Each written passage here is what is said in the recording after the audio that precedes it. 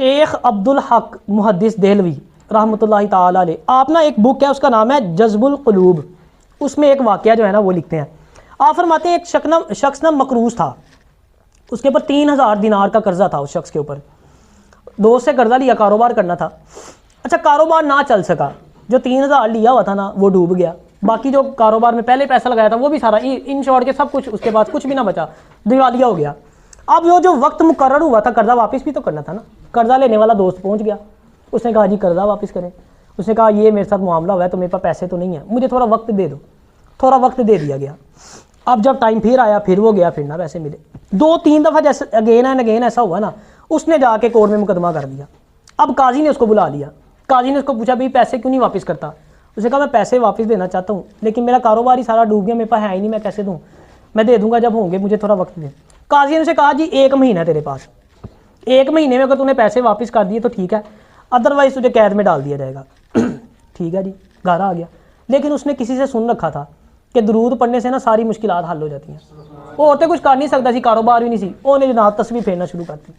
दरूद पढ़ रहा है 5 दिन 10 दिन 15 दिन 20 दिन 25 दिन, 26वीं रात आई ना, जब 27वीं रात जब आई, जब सोया ना तो उसको ख्वाब में ना आवाज़ आई कि तुम परेशान ना हो, तुम्हारा कर्जा उतार दिया जाएगा, तुम्हारी जो मुश्किल है ना वो हल कर दी जाएगी। जब सुबह उठा ना तो बड़ा अपने आप को कंफर्टेबल फील कर रहा है कि यार मसला हल हो जाएगा। लेकिन एकदम ना ज़हन में ख्याल आया कि यार आवाज़ से तो मसला हल नहीं ना होना, कर्जा तो पैसे है ना उतरना है, पैसे चाहिए ने। अच्छा, फिर अब करता क्या, दरूद पढ़ना। मैं बताया उसके बाद और कोई हाल नहीं था, दरूद पढ़ी जा रहा है। 28वीं रात सोया जब। अच्छा, अब खुद तो सो गया लेकिन किस्मत जाग गई। नबी अलैहिस्सलातु वस्सलाम खुद ख्वाब में आ गए। नबी अलैहिस्सलातु वस्सलाम ने इरशाद फरमाया कि अली बिन ईसा वजीर थे कोई, कि उसके पास जाओ, उससे जाके ये सारी सूरत हाल बताओ, वो तुम्हें पैसे दे देगा, तुम जाके अपना कर्जा उतार लेना। अच्छा, सुबह उठा, फिर बड़ा खुश, मसला हल हो गया, पैसे का भी इंतजाम हो गया। लेकिन फिर ज़हन में ख्याल आया कि यार अगर उसने मुझसे कोई सबूत मांग लिया, वो भी तो पूछेगा ना भाई मैं कैसे मान लूँ कि तुम्हारे ख्वाब में नबी अलैहिस्सलातु वस्सलाम आया, कोई सबूत भी तो दो ना। तो फिर परेशान, अब फिर दरूद पढ़, मैंने कहा हाल कोई नहीं, दरूद पढ़ना शुरू कर दिया फिर दोबारा। अच्छा, फिर सोया। अब सुबह आखिरी दिन था, ठीक है ना, सुबह जो है वो अदालत में पेश होना था।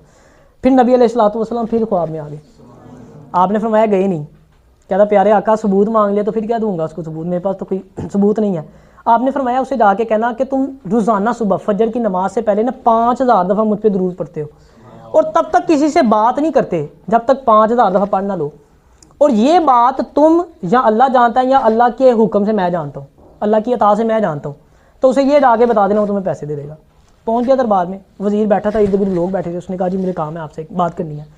उठ के आ गया, दसो जी की गल करनी है। उसने सारा बताया इस तरह। उसने कहा वही बात कि सबूत क्या है आपके पास कि नबी अलैहिस्सलातु वस्सलाम आपके ख्वाब में आया। उसने फिर बताया कि नबी अलैहिस्सलातु वस्सलाम ने मुझे बताया कि आप सुबह फजर के वक्त ना 5000 दफ़ा वो दुरूद पाक पढ़ते हैं, और ये बात सिर्फ अल्लाह को पता है या आपको पता है या अल्लाह की अता से नबी अलैहिस्सलातु वस्सलाम जानते हैं। बड़ा खुश हुआ क्योंकि उसको पता था इसके अलावा कोई भी नहीं जानता। उसने कहा बिल्कुल सही, नबी अलैहिस्सलातु वस्सलाम ने हक फरमाया। बड़ा खुश, देखे ना, जिसका दरूद नबी अलैहिस्सलातु वस्सलाम कबूल कर लें और जिसके पास आप भेजें उसकी खुशकिस्मती की तो इंतहा ही नहीं है, वो तो फूले ना समाए। वो अंदर गया जनाब, उसने ला के 3000 दिनार उसके हाथ में रखे। अच्छा, यहाँ पे भी ना रुका, उसने कहा ये 3 वो हैं जो आपने कर्जा उतारना है, ये 3 और लें। ये 3 इसलिए हैं कि आपने आके इतनी अच्छी मुझे खबर सुनाई है। अच्छा, फिर ये 3 और लें, इससे आपने जाके प्रॉपर अपना कारोबार शुरू करना है। और अच्छा, यहाँ पे भी नहीं रुका, उसने कहा ये पैसे उसके अलावा आपको कभी ज़िंदगी में कोई ज़रूरत पड़े, क्योंकि ये अब हमारा ताल्लुक बन गया और बीच में वसीला कौन है, नबी अलैहिस्सलातु वस्सलाम, तो ये वसीला नहीं टूटना चाहिए। उसने कहा ये रब्त कायम रहना चाहिए, जब भी आपको कोई परेशानी हो आपने मेरे पास आना करना है। अच्छा, अब वो आखिरी दिन था, मैंने बताया उसने अदालत में पेश होना था। अब जनाब अदालत में पेश हुआ जब जाके, अब सारों का माइंड ये था कि वो आएगा, पैसे नहीं होंगे, कैद हो जाएगी।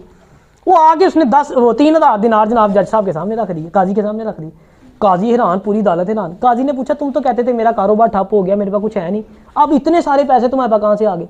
अब उसने पूरी भरी अदालत में ना सारा वाक़या सुनाया। अब वो अच्छे वक्त भले वक्त वो जज भी आशिक रसूल था।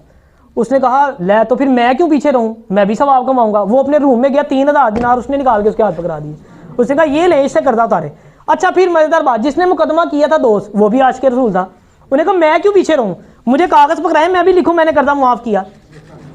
अब देखें वो मकरूज आशिक रसूल दरूद पढ़ने वाला, पहले 3000 का मकरूज था, अब कितने दिनार हो गए, 9 उधर से लिए, 3 थे, 12000 दिनार का मालिक बन गया। किसकी बरकत से?